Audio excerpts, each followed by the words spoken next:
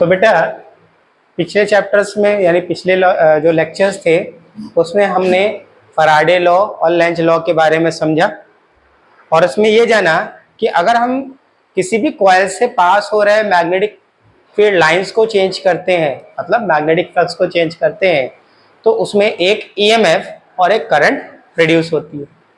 आज प्रॉपर्ली हम जान पाएंगे कि इस ईएमएफ के या करंट के सेट होने का क्या कारण है, उसके पीछे क्या रीजन है। ठीक है, ध्यान समझना। अच्छा, आगे के जो टॉपिक समझने हैं उसमें एक लॉ लगेगा जिसमें हम इंड्यूस करंट की डायरेक्शन को फाइंड आउट करेंगे। इसे बोलेंगे हम Fleming's right hand rule. Fleming's right hand rule. Right hand left hand पढ़ा था ना, उस राइट हैंड को ले लेते हैं। तीनों फिंगर को अपनी इस तरह से स्ट्रेच करें कि तीनों फिंगर एक दूसरे पे क्या हो, परपेंडिकुलर हो। तो जो हमारी 4 फिंगर होगी ये डायरेक्शन ऑफ मैग्नेटिक फील्ड बताएगी। Thumb motion of the conductor को रिप्रेजेंट करेगा और ये जो करंट है मिडिल, ये जो आपकी फिंगर है मिडिल फिंगर, ये डायरेक्शन ऑफ इंड्यूस करंट को बताएगा। ठीक, फिर से देख लेते हैं। Thumb motion of the conductor को रिप्रेजेंट करेगा, 4 फिंगर मैग्नेटिक फील्ड की डायरेक्शन को, और जो ये फिंगर है हमारी मिडिल फिंगर, ये रिप्रेजेंट करेगी इंड्यूस करंट को। किसको रिप्रेजेंट करेंगी? इंड्यूस करंट को। ठीक है, इसको समझने के लिए बेटा यहां पर हम एक यूनिफॉर्म मैग्नेटिक फील्ड मान ले रहे हैं।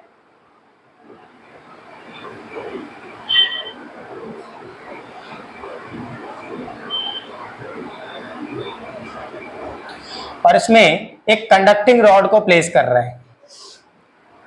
ये एक कंडक्टिंग रॉड है, इसको हमने प्लेस किया, नाम दे दिया पी क्यू। क्या नाम दिया? P Q. ठीक, अब इस कंडक्टिंग रॉड को इस मैग्नेटिक फील्ड में मूव कराएंगे।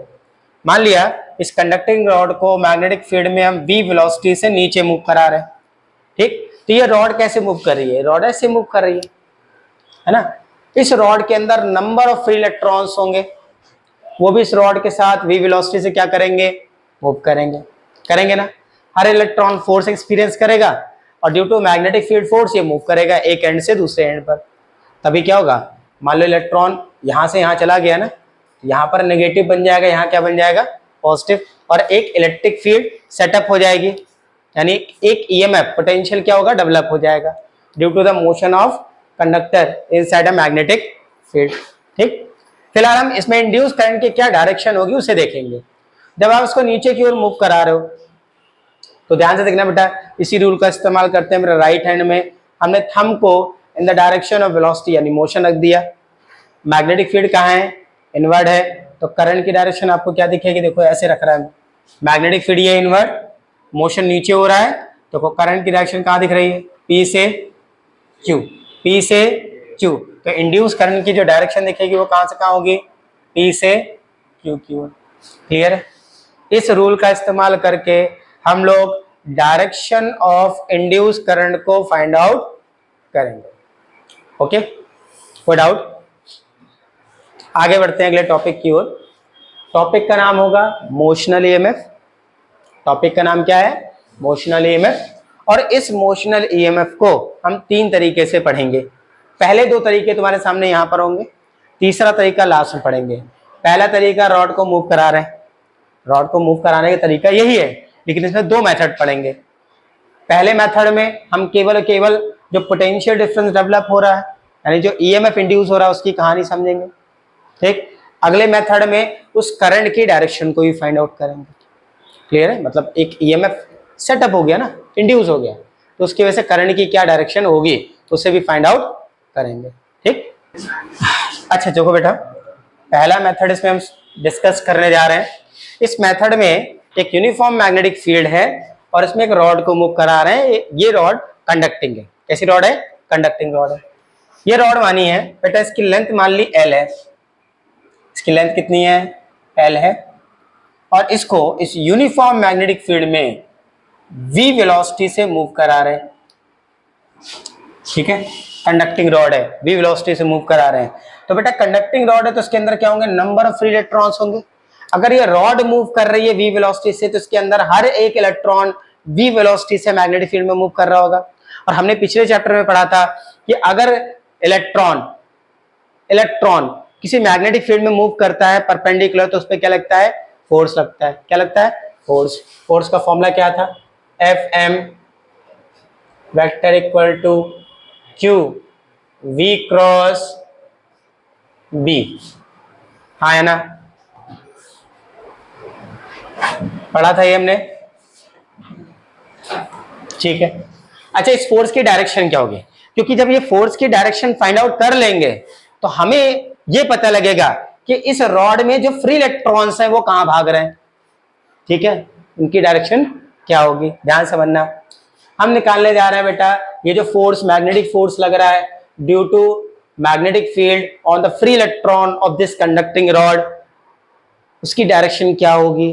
ठीक, देखो ध्यान से, हम निकालेंगे v क्रॉस b, तो उसके लिए क्या करो, v क्रॉस b निकालना ना, तो v तो ऐसे है और मैग्नेटिक फील्ड अंदर है, ठीक है, तो v क्रॉस b, जिससे जिसका क्रॉस करना है, b से b का करना है, तो v की डायरेक्शन में अपनी फिंगर को स्ट्रेच करो राइट हैंड की, और b की डायरेक्शन में इसको घुमाओ, घुमाते हुए थंब को ओपन कर देना। देखो डायरेक्शन कहाँ आ रही, नीचे, यानी जो फोर्स लगेगा इन इलेक्ट्रॉन पर, ठीक है, नीचे नहीं लगेगा। क्या करना होगा इसको, रिवर्स, पॉजिटिव चार्ज पे फोर्स नीचे लगेगा और नेगेटिव चार्ज पे फोर्स किधर लगेगा बेटा, ऊपर। इनके अंदर जो फ्री इलेक्ट्रॉन्स हैं ना रॉड के अंदर, उस पर फोर्स कैसा लगेगा, नेगेटिव चार्ज के केस पर, इलेक्ट्रॉन के केस पर इस फोर्स की डायरेक्शन को रिवर्स मानना है। कैसे मानना है, रिवर्स। देखो ये वेलोसिटी, मैग्नेटिक फील्ड अंदर तो फोर्स नीचे दिखेगा, लेकिन पॉजिटिव चार्ज पर तो इलेक्ट्रॉन कहां भागेगा, ऊपर, ठीक है। इस फॉर्मूले को अगर हम लिखेंगे तो पॉजिटिव चार्ज के लिए है, और नेगेटिव चार्ज के लिए अगर इसको लिखे तो फॉर्मूला होगा minus Q V cross B. क्या फॉर्मूला होगा, F M equal to minus Q V cross B. Minus sign क्या बता रहा है कि जो पॉजिटिव चार्ज से जो मोशन की डायरेक्शन होगी इलेक्ट्रॉन की, वो उससे क्या होगी, अपोजिट होगी। तो फोर्स लगेगा पॉजिटिव चार्ज से कैसा लगेगा, अपोजिट लगेगा। मतलब पॉजिटिव चार्ज अगर इस रॉड के इस एंड को हम P बोल दें और इसको हम Q बोल दें, तो पॉजिटिव चार्ज P से Q की तरफ भागेगा, तो नेगेटिव चार्ज Q से P की तरफ। क्लियर है, कोई डाउट तो नहीं बेटा। अब देखो क्या होगा इसके बाद, इसके बाद क्या होगा, जैसे जैसे इलेक्ट्रॉन ड्रिफ्ट करना स्टार्ट कर देगा P की तरफ, P पर इलेक्ट्रॉन क्या होंगे, इकट्ठा होना स्टार्ट हो जाएंगे। अब P पर अगर इलेक्ट्रॉन इकट्ठा हो रहे हैं तो Q पर क्या होगा, डिफिशियंसी ऑफ इलेक्ट्रॉन, मतलब Q पर आपको क्या दिखाई देगा, पॉजिटिव चार्ज, ठीक है। तो एक इलेक्ट्रिक फील्ड इसके बीच में क्या हो जाएगी, सेटअप हो जाएगी। क्या हो जाएगी, इलेक्ट्रिक फील्ड सेट हो जाएगी। इलेक्ट्रिक फील्ड की वजह से लगने वाला फोर्स इलेक्ट्रॉन पर क्या होगा, E is equal to Q into E. ये बात समझ में आई क्या, इलेक्ट्रिक फील्ड की वजह से जो फोर्स लगेगा वो कितना होगा, F equal to Q into E. अब Q यहाँ पर टोटल चार्ज है, Q क्या है, टोटल चार्ज है। टोटल चार्ज किसका, इलेक्ट्रॉन्स का। कौन से, फ्री इलेक्ट्रॉन जो इस रॉड के अंदर है, ठीक। इनिशियल केस पे क्या होगा बेटा, जो मैग्नेटिक फोर्स है वो इलेक्ट्रिक फोर्स से क्या होगा, ज्यादा होगा, तो इलेक्ट्रॉन क्या होंगे, लगातार मूव करते रहेंगे।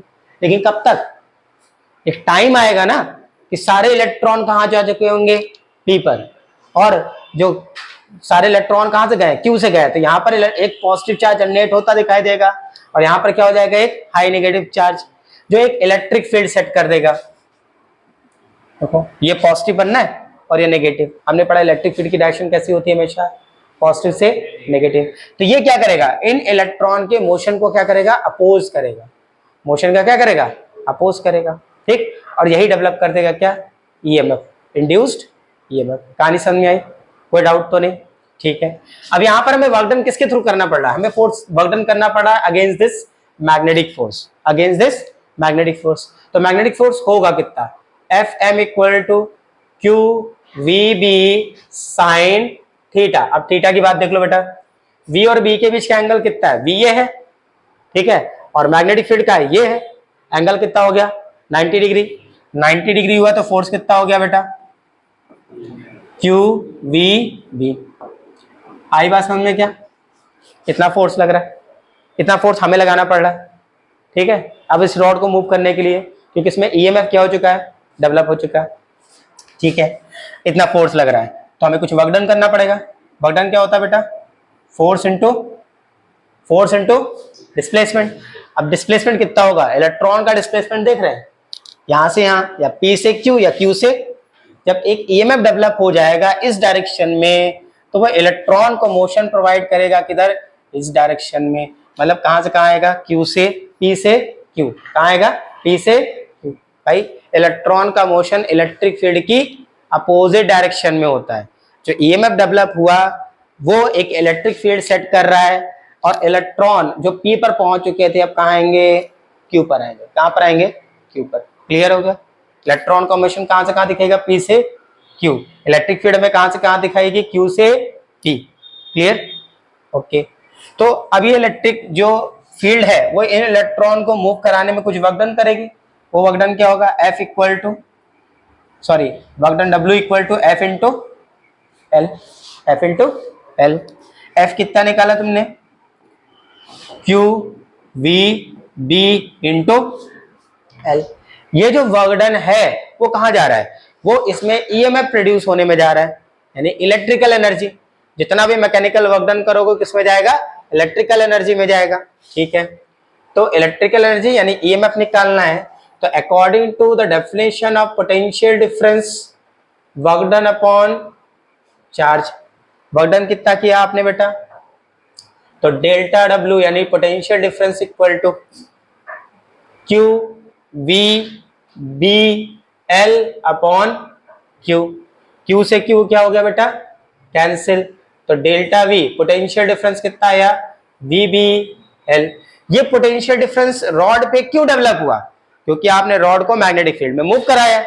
मूव करा रहे हैं तो क्या हो रहा है, इन मैग्नेटिक फील्ड लाइंस को वो कट कर रहा है, कट कर रहा है तो मानेंगे क्या हो रहा है, इससे पास होने वाला फ्लक्स क्या हो रहा है, चेंज हो रहा है। जब आपने फ्लक्स को चेंज कराया है तभी इसके एंड पर ईएमएफ डेवलप हो रहा है, पोटेंशियल डिफरेंस बनना है। इसी पोटेंशियल डिफरेंस को हम क्या बोलेंगे, इंड्यूस्ड ईएमएफ। क्या बोलेंगे, इंड्यूस्ड ईएमएफ। तो इस induced EMF equal to V B L. कोई समस्या बेटा, ये होगा वैल्यू ऑफ इंड्यूस्ड ईएमएफ अगर किसी कंडक्टिंग रॉड को मैग्नेटिक फील्ड में v वेलोसिटी से मूव करा रहे हैं तब।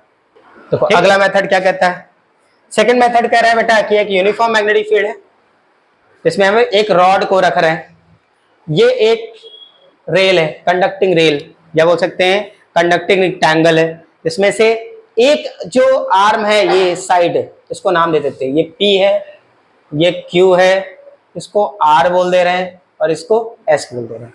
यानी PQ आर्म जो है वो मूवेबल है, अंदर और बाहर दोनों जगह मूव करा सकते हो। अगर अंदर की ओर ले जाओगे तो बेटा एरिया क्या होगा, घटेगा, और बाहर की ओर लेके आओगे तो एरिया क्या होगा, बढ़ेगा।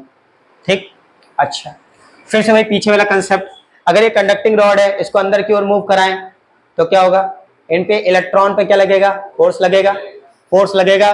तो यहाँ पर क्यू एंड पे जितने भी इलेक्ट्रॉन्स होंगे सब कहाँ भागेंगे, पी की तरफ।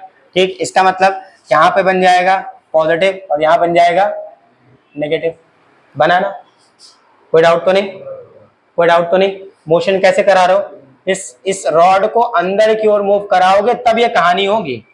इस रॉड को जब अंदर की ओर मूव कराओगे तो ये कहानी होगी, बाहर की ओर मूव कराएं तो क्या होगा, उल्टा हो जाएगा। बाहर की ओर मूव कराओगे तो क्या हो जाएगा, जो P एंड है वो पॉजिटिव बन जाएगा और जो Q एंड है वो क्या बन जाएगा, नेगेटिव बन जाएगा। ठीक, अब देखो ध्यान से, अगर इंड्यूस करंट की डायरेक्शन अगर निकालें तो देखो कैसी होगी। मोशन किधर करा रहा हो, ये राइट हैंड अपनी तीनों फिंगर को स्ट्रेच करो परपेंडिकुलर, मैग्नेटिक फील्ड की डायरेक्शन कैसी है, अंदर, तो देखो ये मैग्नेटिक फील्ड आ गई। मोशन किधर करा रहा हो, ये, तो करंट की डायरेक्शन देखो कहां से कहां दिखेगी बेटा आपको, P से Q, P से Q, पहले सर्किट में दिखेगी, ये जाएगी Q से R, फिर R से S, फिर S से P, फिर P से, करंट की डायरेक्शन समझ में आ गई। जो इंड्यूस करंट की डायरेक्शन होगी वो कुछ ऐसी होगी।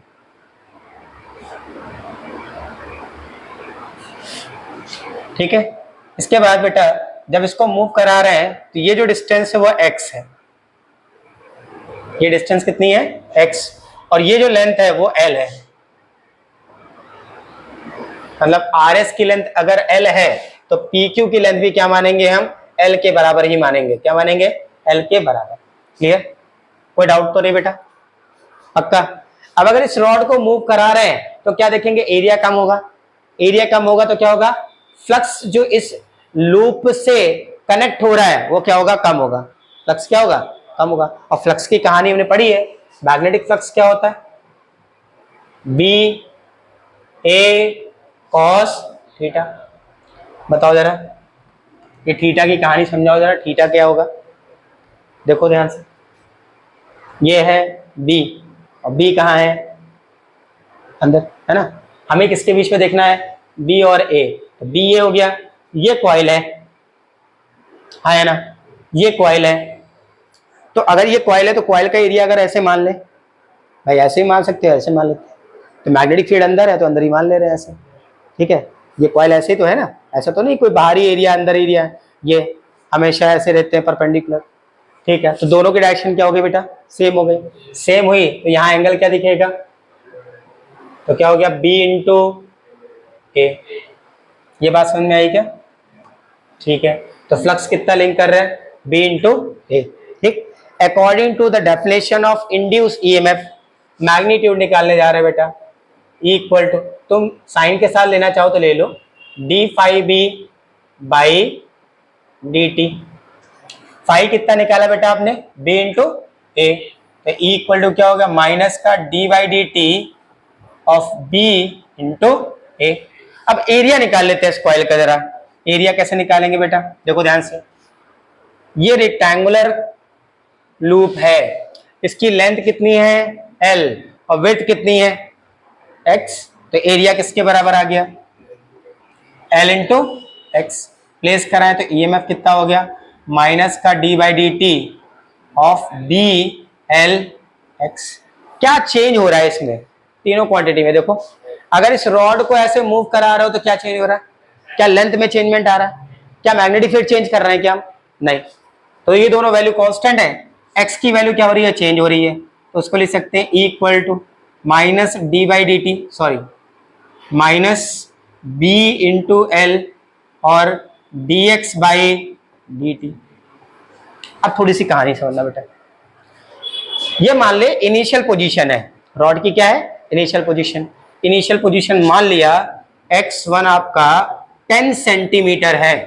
अब ये रॉड को इधर मूव करा रहे हो, मूव करके कहीं यहां आ गई, मान लो ये आ गई रॉड यहां पर, ठीक।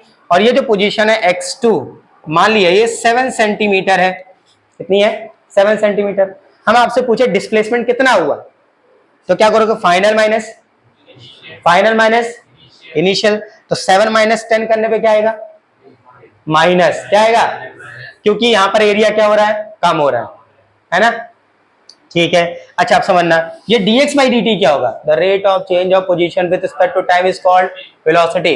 और ये जो x है वो क्या हो रहा है, डिक्रीज हो रहा है, तो v जो लेंगे वो किस में लेंगे, माइनस में, किस में लेंगे, माइनस में, ठीक है। तो क्या बन गया, equal to minus B L into minus we.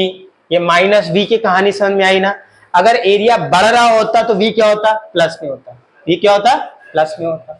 अब ये माइनस ही माइनस क्या हो जाएगा बेटा, प्लस। तो इंड्यूस ईएमएफ की जो वैल्यू आई वो कितनी आई, बी एल वी। कोई डाउट, ये था सेकंड मेथड, ठीक। देखो बेटा अब करंट निकालेंगे, क्या निकालेंगे, करंट। मान लिया ये जो रॉड ली है ना, इसका जो रेजिस्टेंस है वो आर है, रेजिस्टेंस कितना है, आर, ठीक है। क्योंकि I equal to Q by T से तो निकाल नहीं पाएंगे, क्योंकि कितना टाइम लग रहा है रॉड के एक एंड से दूसरे एंड पे इलेक्ट्रॉन को जाने पे, वो तो नहीं पता है। हाँ ये मान सकते हैं इस रॉड के अंदर क्यू चार्ज है, टाइम कितना लगा नहीं पता। तो मान लिया इस रॉड का जो रेजिस्टेंस है वो आर है, ईएमएफ कितना डेवलप हुआ, ई, तो कितना है, बी एल वी।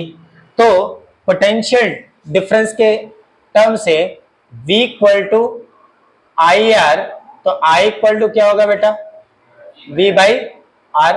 और ये जो पोटेंशियल है वो किसके बराबर है, EMF के बराबर, तो I equal to E upon R. E क्या निकाला हम लोगों ने, BLV, ठीक। तो I की वैल्यू क्या हो जाएगी बेटा, BLV अपॉन आर। ये वैल्यू हो गई किसकी, इंड्यूस्ड करंट की, रॉड में इतनी करंट क्या हो रही है, इंड्यूस हो रही है। अगली चीज बेटा, जब इस रॉड को मूव करा रहे हो ना, तो रॉड में इलेक्ट्रॉन्स हैं, और हमने पढ़ा था अगर किसी करंट कैरिंग कंडक्टर को, अब क्योंकि इलेक्ट्रिक फील्ड सेट हो चुकी है ना तो करंट भी है, तब करंट कैरिंग कंडक्टर को किसी मैग्नेटिक फील्ड में मूव कराओ या मैग्नेटिक फील्ड में रखो तो वो कंडक्टर एक फोर्स एक्सपीरियंस करता है। यानी जो रॉड है ना, इस पर मैग्नेटिक फील्ड की वजह से कितना फोर्स लग रहा है, कितना होगा? फॉर्मूला पढ़ा था हम लोगों ने, F equal to I L B sine theta. अब बेटा एल और बी तो एक दूसरे पर परपेंडिकुलर है भाई, कंडक्टर ऐसे रखा है और मैग्नेटिक फील्ड का अंदर है, तो एंगल कितना हो गया 90 डिग्री। एंगल कितना हो गया 90 डिग्री। तो फोर्स कितना आया आई एल बी साइन 90 की वैल्यू क्या रख दी बेटा 1, सीधे रख दो इक्वल टू 1। अब देखो करंट कितनी निकाली आपने बेटा, ये वैल्यू यहां रख दो, तो फोर्स कितना लगेगा, फोर्स हो गया ऑन रॉड कितना हो गया B L B upon R, ये तो आई की जगह रखा है और एल इंटू बी तो ऐसे ही रहेगा, मल्टीप्लाई कर दें तो फोर्स की वैल्यू क्या निकल के आई बेटा, देखो बी और बी मल्टीप्लाई बी स्क्वायर और L L multiply L square, तो B square L square V upon R, ये फोर्स लगेगा due to the magnetic field on rod, जब उसमें ईएमएफ क्या हो चुका है सेट हो चुका है, और अगेन हम उसको क्या कर रहे हैं मूव करा रहे हैं मैग्नेटिक फील्ड के अंदर। कोई डाउट? क्लियर हो गया? फोर्स की वैल्यू करंट की वैल्यू समझ में आ गई, ठीक है। अगला जो पॉइंट आएगा वो होगा पावर डेसिपेटेड। ये डेसिपेशन का मतलब होता है कि जो हमने इसमें पावर लगाई ना, पावर मतलब पावर उसको मूव करने के लिए, वो पावर कन्वर्ट हो गई, किसमें कन्वर्ट हुई यहाँ पर भाई, अगर रॉड को मूव कराने के लिए हम वर्क डन कर रहे हैं मैकेनिकल वर्क डन, तो क्या हो रहा है इसमें एक ईएमएफ डेवलप हो जा रहा है ना, मतलब एक इलेक्ट्रिक फील्ड सेट हो रही है, यानी इलेक्ट्रिकल एनर्जी क्या हो रही है डेवलप हो रही ना। मतलब हमने जो वर्क डन किया था मैकेनिकल वर्क डन, वो किसमें कन्वर्ट हुआ इलेक्ट्रिकल, है ना। तो जो पावर डिसिपेट हुई ना, मतलब कितनी पावर वहां पे कन्वर्ट हो रही है, उसको कैलकुलेट करेंगे अभी हम लोग, ठीक। देखो अगले पॉइंट में क्या कैलकुलेट करना है, power delivered by the external force या power dissipation by the external force, ठीक।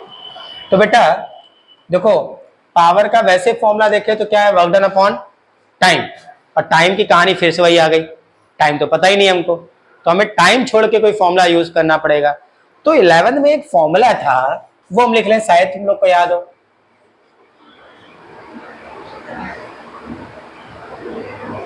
अच्छा साइड में देख लो, power equal to work done upon time, work done equal to force into displacement, तो पावर इक्वल टू फोर्स, अब force यहां पर कांस्टेंट है तो x बाई टी क्या हो जाएगा v के बराबर, तो power equal to f into V, side में लिख दिया इसको, ठीक है। इसको नोट कर लेना, याद रहेगा कहां से फॉर्मूला आया, ठीक। अच्छा फोर्स निकाल चुके हैं क्या हम लोग, ये निकाला, फोर्स की वैल्यू कहां यूज कर दे यहां पर, तो power equal to B square L square और v उसमें भी है, अभी लिख देते हैं ऐसे पहले r और इंटू वी, अब मल्टीप्लाई मार दो तो क्या लिख सकते हैं बी एल वी का होल स्क्वायर अपॉन आर। अच्छा ये बी एल वी किसके बराबर था भाई, बी एल वी कुछ बराबर था ना ईएमएफ के, अच्छा तो पावर इक्वल टू क्या ये भी लिख सकते हैं क्या ईएमएफ स्क्वायर अपॉन, लिख सकते हैं क्या, तो पावर डिसिपेशन या power delivered by the external force कितना होगा P equal to V L B का होल स्क्वायर अपॉन आर और ई स्क्वायर अपॉन आर, यहां पर ई जो है वो इंड्यूस्ड ईएमएफ है, क्या है इंड्यूस्ड ईएमएफ। देखो क्वेश्चन क्या कर रहा है बेटा, पहला rectangular loop of area 20 into 30 centimetre is placed in a magnetic field of 0.3 tesla with its plane. पहली कंडीशन बोल रहा है कि जो मैग्नेटिक फील्ड है और जो प्लेन है वो कैसा है नॉर्मल टू द फील्ड, मतलब ये जो कॉइल ली है ना उसका जो सरफेस, ये सरफेस एरिया की बात नहीं कर रहे हैं, एरिया वेक्टर की बात नहीं कर रहे हैं, ये मैग्नेटिक फील्ड पे क्या है नॉर्मल, या कह सकते हैं नॉर्मल है मैग्नेटिक फील्ड प्लेन पर, मतलब ऐसे बना दो तो मैग्नेटिक फील्ड की डायरेक्शन कैसे दिखेगी बेटा आपको, यही दिखेगी, दिखेगी ना, ठीक है। तो बेटा एरिया वेक्टर कैसा होगा, सरफेस ये रखा है तो एरिया वेक्टर यही तो दिखेगा, ये एरिया वेक्टर और ये मैग्नेटिक फील्ड। ठीक, क्या करना है तुमको, पहले पॉइंट में नॉर्मल टू द फील्ड, ठीक है, find the flux link with the coil in each case, in each case. तो पहले नॉर्मल रखना है, फिर कैसा रखना है, इंक्लाइन 30 डिग्री, तो सरफेस है ना मैग्नेटिक फील्ड से 30 डिग्री इंक्लाइंड है, मैग्नेटिक फील्ड से 30 डिग्री इंक्लाइंड है to the field and parallel to the field. तीसरा केस क्या है, पैरेलल टू द फील्ड।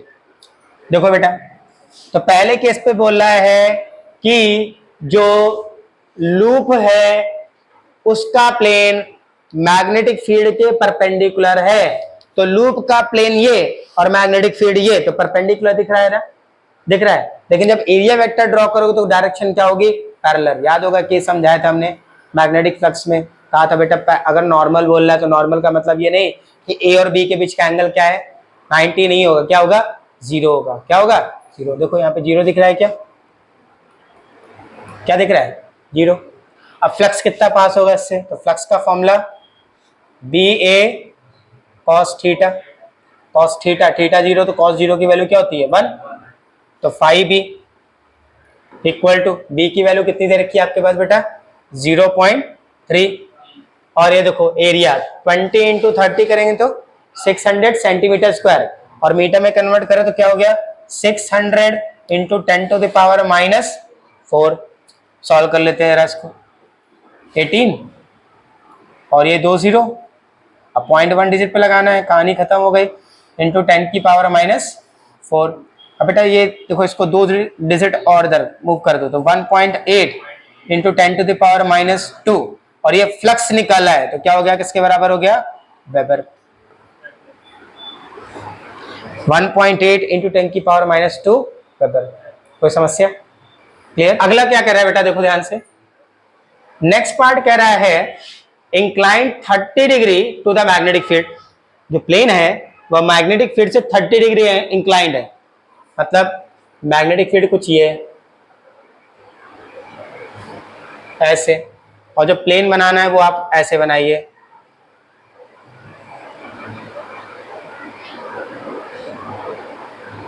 तो प्लेन और जो मैग्नेटिक फील्ड है उसका एंगल कितना है 30 डिग्री, कितना है 30 डिग्री। अब देखो एरिया वेक्टर ड्रॉ करोगे तो क्या आएगा, ऐसे ही तो आएगा, पूरा एंगल कितना होगा 90, पहले कितना था उसमें 30 कम हो गया तो कितना बचा, यानी ये एंगल कितना होगा 60। तो मैग्नेटिक फील्ड और एरिया वेक्टर के बीच का एंगल कितना होगा 60 डिग्री। अब मैग्नेटिक फ्लक्स निकालेंगे सेकंड केस में तो क्या होगा, बी ए कॉस 60, कॉस 60 की वैल्यू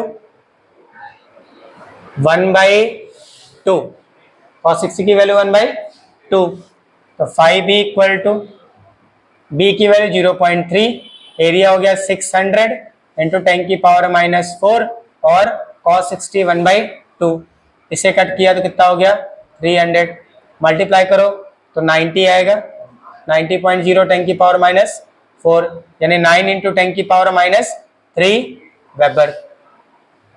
ये सेकंड केस पे फ्लक्स आएगा, ठीक है। अभी थर्ड केस बेटा और बचा हुआ है, कह रहा है कि parallel to the magnetic field. Third case में समझना जरा ध्यान से, कह रहा है जो प्लेन है कॉइल का वो मैग्नेटिक फील्ड के कैसा है, पैरेलल है। मान लो मैग्नेटिक फील्ड ये है, तो जो प्लेन है वो इसके पैरेलल रखा है, ऐसे रखा है, ऐसे पैरेलल, ठीक है। अगर ऐसे रखा है तो एरिया वेक्टर ये आएगा, बताओ एरिया वेक्टर और मैग्नेटिक फील्ड के बीच का एंगल कितना दिख रहा है 90, क्योंकि cos 90 की वैल्यू क्या होती है बेटा, cos 90 की वैल्यू क्या होती है 0, क्या होती है 0। अगर cos 90 की वैल्यू 0 है तो फ्लक्स की वैल्यू क्या हो जाएगी, यानी थर्ड केस पर जो फ्लक्स निकल के आएगा वो क्या होगा बेटा 0। कोई डाउट, नोट कर लो इसको। देखो अगला क्वेश्चन क्या कर रहा है, a small piece of metal wire is dragged across the gap between the pole pieces of a magnet is 0.5 seconds, ठीक है। एक स्मॉल पीस है मेटल वायर का, उसको दो मैग्नेट पोल्स के बीच में 0.5 सेकेंड्स तक क्या करा रहे हैं, ड्रैग कर रहे हैं, यानी मूव करा रहे हैं। ठीक, ओके। फिर क्या कह रहा है, the magnetic flux between the pole pieces is known to be 8 into 10⁻⁻⁴ weber, यानी फ्लक्स दे रखा है तुम्हारे पास। क्या फाइंड करना है, estimate the EMF induce in the wire. क्या निकालना है बेटा, ईएमएफ। तो देखो यहां पे तुम्हारे पास टाइम दे रखा है 0.5 सेकेंड्स। ठीक, फिर इसके बाद फ्लक्स दे रखा है, कितना दे रखा है, 8 इंटू 10⁻⁻⁴ वेबर, और वायर है उसमें नंबर ऑफ टर्न्स तो होंगे नहीं, एन की वैल्यू कुछ नहीं तो 1। ठीक भाई, अब ध्यान समझना, मान लो ये पोल्स हैं, तो ये इनिशियल कंडीशन कोई रही होगी, ला के रखे हैं, तो क्या कोई ईएमएफ होगा ना, नहीं होगा। ठीक, अब इसको मूव कराना स्टार्ट करोगे ऐसे, तो इनिशियल कंडीशन में फ्लक्स क्या मानेंगे, 0, क्या मानेंगे, और टाइम भी क्या हो गया 0। फिर 0.5 सेकेंड इसको मूव करा रहे हैं। ठीक, तो फ्लक्स कितना हो जा रहा है,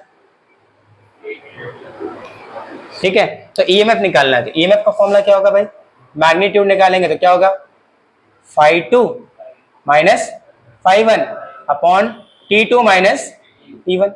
T1 और φ1 क्या है, 0 है, तो क्या आ जाएगा, φ2 अपॉन T2 रखते हैं। φ2 की वैल्यू आपके पास कितनी बेटा, 8 इंटू 10⁻⁴, और टाइम कितना लग रहा है 0.5, पॉइंट हटा दो, 0 लगा दो यहाँ पे। ठीक है, तो कितना जाएगा भैया, डिवाइड कर लेते हैं।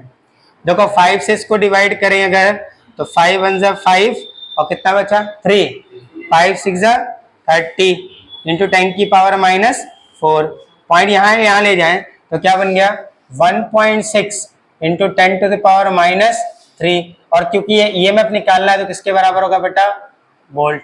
आंसर क्या निकल के आएगा, 1.6 इंटू 10⁻³ वोल्ट, ये ईएमएफ इंड्यूस होगा।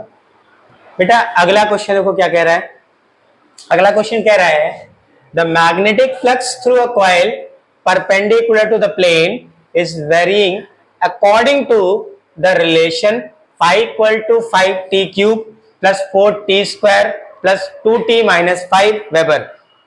ठीक है, क्वेश्चन समझ में आया ऊपर से। फिर नीचे क्या कह रहा है, calculate the induce current through the coil at t = 2 second if the resistance of the coil is 5 ohm. ठीक, क्वेश्चन ये कह रहा है कि एक मैग्नेटिक फ्लक्स है जो किसी कॉइल के परपेंडिकुलर है, ठीक है, प्लेन के, कॉइल के परपेंडिकुलर प्लेन के, वो कितना है, इतना है। मतलब अगर ये परपेंडिकुलर है फ्लक्स, तो मैग्नेटिक फील्ड भी तो परपेंडिकुलर ही होगी, है ना। ठीक है, फ्लक्स की वैल्यू ये दे रखी है, तुमसे करंट पूछ रहा है, क्या पूछ रहा है, करंट। तो बेटा करंट का फॉर्मूला, रेजिस्टेंस दे रखा है तो करंट का फॉर्मूला होगा I = V/R, V/R। अब V तो नहीं है, यहां पर होगा इंड्यूस ईएमएफ, तो E/R। ठीक, अगर I निकालना है तो तुम्हें क्या निकालना पड़ेगा, क्या E कहीं दे रखा है, क्या इंड्यूस ईएमएफ कहीं दे रखा है, नहीं, तो हम इंड्यूस ईएमएफ निकालेंगे। अब इंड्यूस ईएमएफ कैसे निकालेंगे, by the formula upon dt, we are taking only magnitude, only magnitude. ठीक है, तो E = d/dt ऑफ 5, रखने को डायरेक्टली कर सकते हैं लेकिन पहले वैल्यू रख दे रहे हैं, फिर एक लाइन बढ़ा ले रहे हैं यहाँ पर, तो 5t³ plus 4t² plus 2t minus 5। अब इसको डिफ्रेंशिएट करते हैं जरा, तो देखो बेटा 3 आगे आ गया तो कितना हो गया 15t², फिर ये 8t, और फिर ये हो जाएगा 2, और 5 का डिफरेंशियल क्या होगा 0। ये जो ईएमएफ है वो किस टाइम पर आया है, t = 2 सेकेंड पर। हमें ईएमएफ कब चाहिए, t = 2 सेकेंड पे, क्यों, क्योंकि इसी टाइम पर हमें करंट की वैल्यू चाहिए। तो हम क्या रख रहे हैं, t = क्या रख दे बेटा 2 सेकेंड्स, कहां पे, इसमें। तो देखते हैं कि ईएमएफ कितना आएगा बेटा, ध्यान से देखना, ये रखो यहां पर, तो क्या हो गया E = 15 इंटू t2 का स्क्वायर क्या हो गया 4 प्लस 8 इंटू 2 प्लस 2, ये हो गया 60 प्लस 16 प्लस 2 ऐड करने में टोटल कितना आ गया 78 वोल्ट। इतना ईएमएफ इंड्यूस होगा at time t equal to 2 second पर। ठीक ओके। अब तुमको करंट चाहिए बेटा इसी टाइम पे, तो current I equal to E यानी 78 अपॉन R कितना दे रखा है 5, तो I इक्वल टू भाई डिवाइड करते हैं इसको, पहले कितने 1 टाइम कितना बचा यहां से 28 मतलब 5 फिर 0.6 एम्पियर। इतनी करंट क्या होगी बेटा इंड्यूस होगी। ठीक समझे। देखो ये मेथड है बेटा, इसमें क्या बोल रहा है motional EMF in a conducting rod rotating in a magnetic field, rotating in a magnetic field. एक रॉड है, अभी तक उसको हम क्या कर रहे थे मैग्नेटिक फील्ड में मूव करा रहे थे, अब उसको हम मैग्नेटिक फील्ड में एक एंड को फिक्स करके क्या कराएंगे रोटेट कराएंगे। क्या कराएंगे रोटेट। तो देखो अगर ये रोटेट करेगा, एक एंड को फिक्स कर दें, तो मैग्नेटिक फील्ड लाइंस को लगातार क्या करेगा कट करेगा। और कोई भी कंडक्टर का मैग्नेटिक फील्ड में ऐसा मूव कर रहा है कि मैग्नेटिक फील्ड लाइंस को कट कर रहा है, तो हम बोलेंगे मैग्नेटिक फ्लक्स क्या हो रहा है चेंज हो रहा है। मैग्नेटिक फ्लक्स क्या हो रहा है चेंज हो रहा है। और अगर चेंज हो रहा है तो इसका मतलब क्या हो गया, इसका मतलब इसके टर्मिनल्स पर एक ईएमएफ क्या होगा, इसके एंड्स पर क्या होगा एक ईएमएफ डेवलप होगा, जिसे हम क्या बोलेंगे इंड्यूस ईएमएफ। क्या बोलेंगे इंड्यूस ईएमएफ। चलो उसको निकालते हैं बेटा, ध्यान से समझना। मान लिया ये जो कंडक्टर है ना इसकी लेंथ L है, इसकी लेंथ कितनी है बेटा L है, और इस कंडक्टर को नाम दे देते हैं, ये P हो गया और ये क्या हो गया Q। PQ कंडक्टर है जिसकी लेंथ कितनी है L है।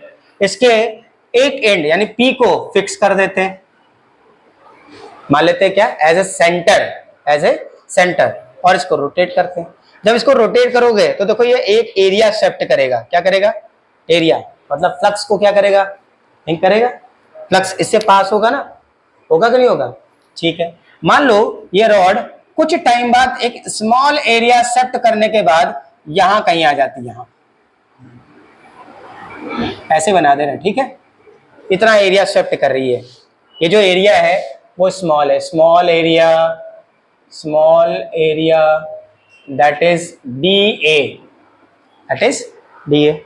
अब स्मॉल एरिया शिफ्ट कर रही है तो भैया देखो एक एंगल भी तो बना रही है, देखो ये बना रही है ना, ये जो एंगल है वो स्मॉल है, मान लिया D theta. Small angular displacement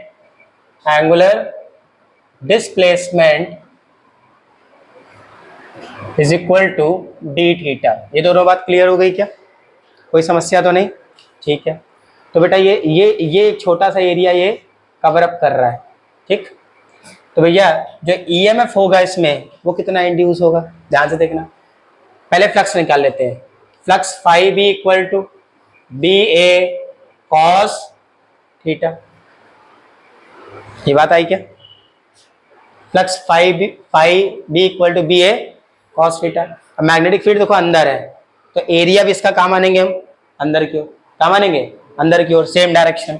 तो क्या बन जाएगा phi B equal to B, और बेटा एरिया स्मॉल माना है तो क्या हो जाएगा डी ए, और कॉस 0 की वैल्यू क्या ले लेंगे, आई बात समझ लीजिए।